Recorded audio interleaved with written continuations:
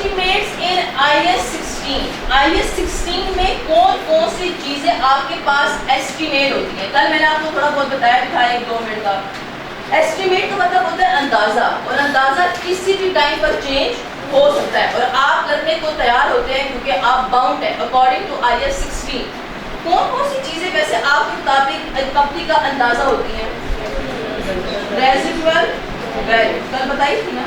अब आपको नहीं पता कि ये एसेट एक्चुअल में कितने का कबाड़िए में बिकेगा, हालात के मुताबिक डिपेंड करता है।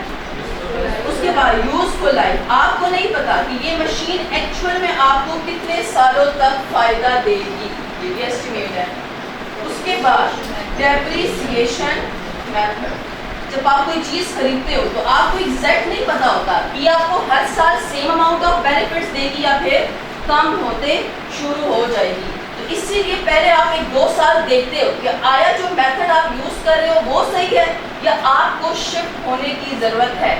मोस्टली आपके पेपर में आप जब शिफ्ट करते हो FR1 में, या स्ट्रेट लाइन मेथड से रिड्यूसिंग बैलेंस मेथड चेंज करते हो, या फिर रिड्यूसिंग बैलेंस मेथड से straight line method. Just pack वालों ने ये चेयर ली तो उनके मुताबिक ये बात थी उनके माइंड में कि हो सकता है ये चेयर पहले ज़्यादा बेनिफिट दे, उसके बाद कम होना शुरू हो जाए। लेकिन जब 1-2 साल पैक वालों ने इन चेयर्स को यूज़ किया तो उन्होंने ये अंदाज़ा लगाया कि नहीं, ये चेयर्स तो हर साल सेम अमाउंट ऑफ बेनिफिट्स दे रही है, तो फिर इसीलिए अब सुटेबल कौन सा वाला होगा? Straight line. और एक और चीज़, आप रेट यूज़ करते हैं रिड्यूसिंग बैलेंस मेथड में, तो डेप्रिसिएशन रेट भी आपके पास क्या है? एस्टिमेट है। ये 4 चीज़ें आपके पास एस्टिमेट होती हैं IS 16 में, useful life, residual value, depreciation method और डेप्रिसिएशन रेट, और ये किसी भी टाइम पर चेंज हो सकते हैं और आपको करना पड़ेगा।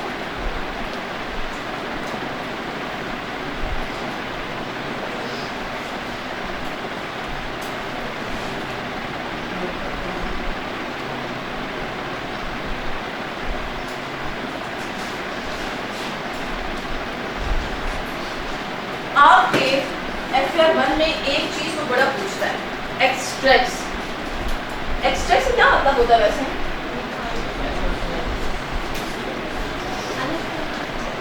निचोड़ना, मतलब स्पेसिफिक किसी चीज को अलग कर देना, अलग कर देना, ऐसे मतलब होता है।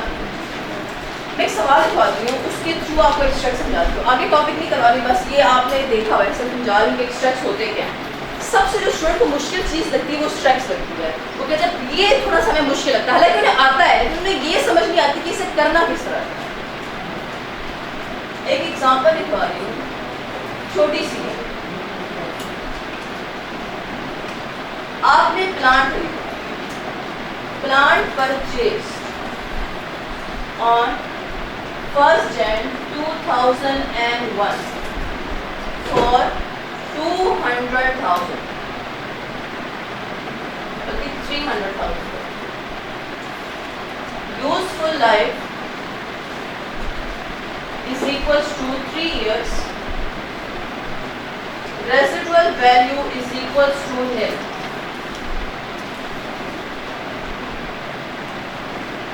Requirement आपके पास है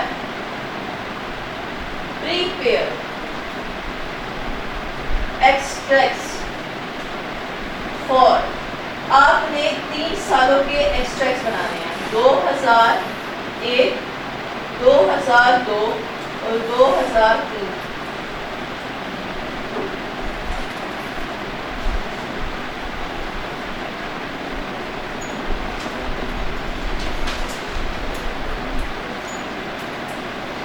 सबसे पहले डेप्रिसिएशन 3 सालों की, स्ट्रेट लाइन मेथड है क्योंकि सवाल साइलेंट है, सवाल के बारे में कुछ बोला ही नहीं गया।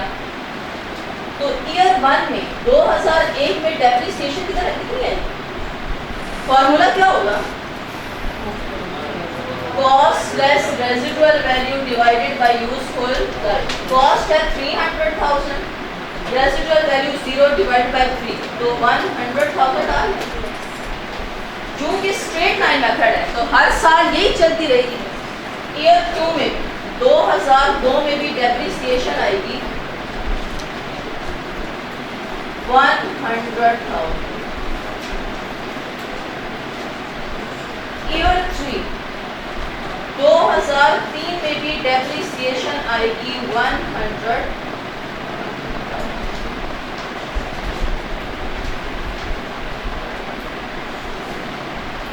SOFP SOCI आपको बनानी आती है ना, लेकिन एक्सट्रैक्ट्स में आपने पूरी SOFP SOCI नहीं बनानी है। जरा इस जो ये मैंने डेप्रिसिएशन निकाली है, डेप्रिसिएशन बाय नेचर एक्सपेंस है। एक्सपेंस किस फाइनेंशियल स्टेटमेंट में जाते हैं? SOCI में। तो मैं काम करती हूँ, यहाँ पे मैं सबसे पहले SOCI बनाते हुए कंपनी का नाम मेंशन करूँ, कंपनी का XYZ, वो आपको एग्जाम में मेंशन होगा कि कौन सी कंपनी। सबसे पहले फाइनेंशियल स्टेटमेंट्स बनाते हुए आप कंपनी का नाम लिखते हैं, उसके बाद हमेशा पहले SOCI बनाते हैं, स्टेटमेंट ऑफ कॉम्प्रिहेंसिव इनकम।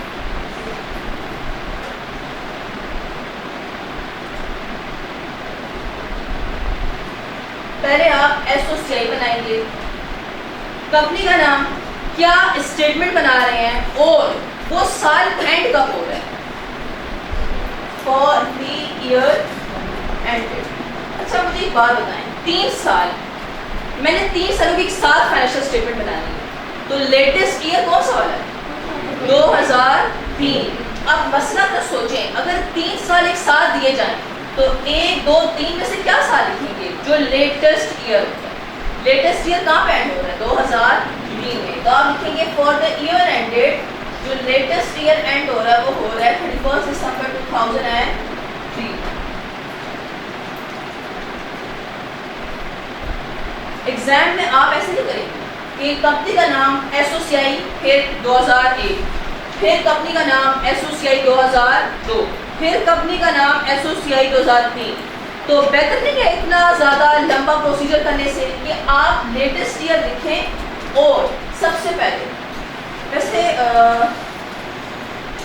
होता क्या है, नॉर्मली आप ऐसे जा रहे होते हैं ना, अकाउंटिंग में आप हमेशा राइट से लेफ्ट की तरफ जाए, यानी 2001 पहला साल है तो वो मैंने यहाँ पे, दूसरा साल कौन सा है? 2002, और तीसरा 2003।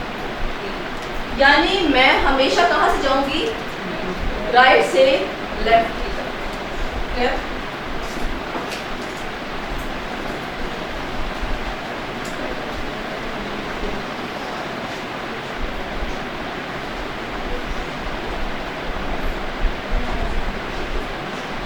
SOCI में जो मैंने भी सवाल सॉल्व किया, SOCI में कौन सी चीज जाएगी?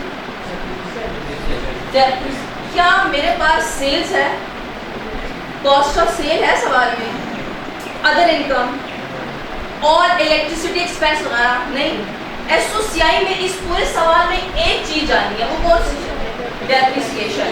जो कि मेरे पास किसी और चीज की इंफॉर्मेशन नहीं है, सिर्फ डेप्रिसिएशन की है, तो मैं यहाँ पर लिखूंगी डेप्रिसिएशन एक्सपेंस।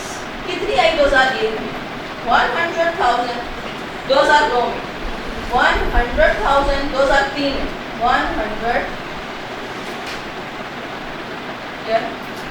साथ आपने माइनस का साइन लगाना ताकि पता चले ये एक्सपेंस। एक्सट्रैक्ट हुए एक तरह से निचोड़, यानी आपने पूरा सवाल सॉल्व करके सिर्फ एक लाइन जाके किसमें लिखी? SOCI में। मैंने पूरी SOCI में बनाई, सिर्फ इस पूरे सवाल से जो चीज़ SOCI में जानी थी वो सिर्फ SOCI में लिखी। इसके अच्छे खासे नंबर होते हैं, वो अक्सर लॉन्ग क्वेश्चन में आपसे पूछते हैं प्रीपेयर एक्सट्रैक्ट्स। तो फिर एक्सट्रैक्ट में आपने सिर्फ और सिर्फ क्या चीज़ लिखनी होगी? Depreciation expense. निचोड़ हुआ, पूरा सवाल सॉल्व करके सिर्फ डेप्रिसिएशन एक्सपेंस आप SOCI में। इसमें हम 9 क्वेश्चंस करेंगे पास्ट पेपर्स। अभी सिर्फ एक आइडिया दे दीजिए एक्सट्रैक्ट्स होते हैं। सिर्फ SOCI के एक्सट्रैक्ट्स बनेंगे, SOFP के भी बन सकते हैं। सबसे पहले जब आप SOFP बनाते हो तो क्या लिखते हो? कंपनी का नाम, फिर लिखते हो क्या चीज बना रहे हो? Statement of financial position.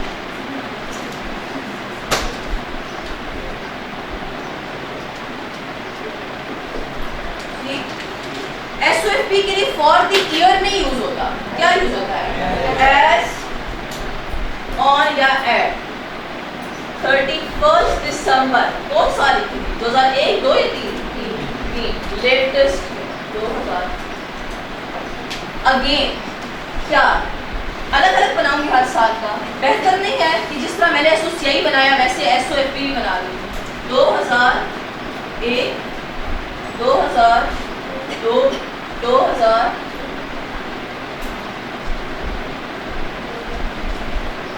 SOFP में सबसे पहली चीज क्या आती है? एसेट्स में क्या आते हैं? Non current. और नॉन करंट एसेट में क्या चीज आती है? PPE। डब्बा बनाते हैं आप? डब्बा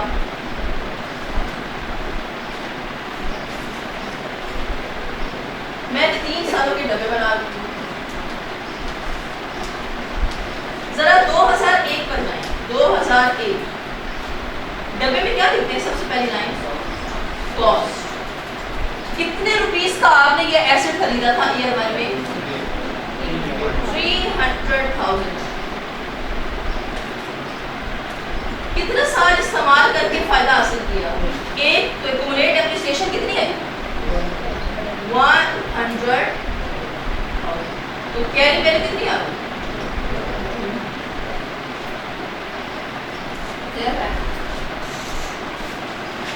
इस डब्बे में कोई मसला है?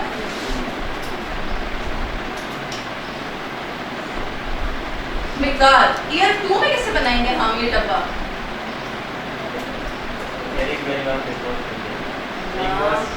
कॉस्ट फिर less accumulate depreciation is equals to carrying value. Cost कभी चेंज नहीं होती, मैंने कल बताई थी। तो कॉस्ट कितनी है, लेकिन क्या चीज चेंज होती है? एक्यूमुलेट डेप्रिसिएशन अब कितनी आएगी? 2 सालों की डेप्रिसिएशन को ऐड कर कितनी आ गई? 200,000। तो आपके पास कैरी वैल्यू कितनी आ गई? 100। क्लियर? इसी तरह ईयर 3 बनाए जरा। Again cost less accumulate depreciation is equals to carry value. Cost आएगी सेम, चेंज नहीं होती। 300,000 एक्यूमुलेट कितनी है? 3 सालों की डेप्रिसिएशन को ऐड कर दो। 300,000 कैरी वैल्यू कितनी आ गई? और किस्सा खत्म हो गया। क्या ये एक्सट्रैक्ट्स हैं? एक्सट्रैक्ट्स है ना। कैसे? पूरा SOFP आपने नहीं बनाया, बल्कि उस पूरे सवाल को निचोड़ के आपने ये डब्बे बना के बस किस्सा खत्म कर।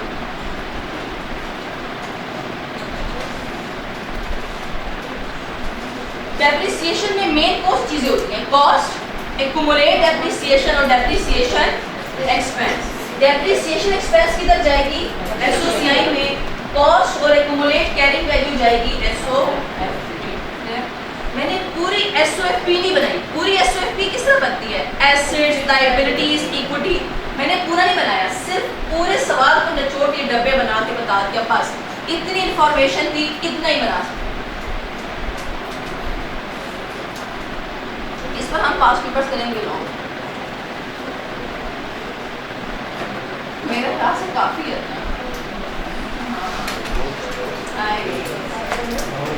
हौसला रखिए, हौसला। वही कर रहे हैं यार। आप मतलब कैसे एक्सपेक्ट कर सकते हैं कि आप एक घंटे, आप 2 घंटे करके भी परेशान होना।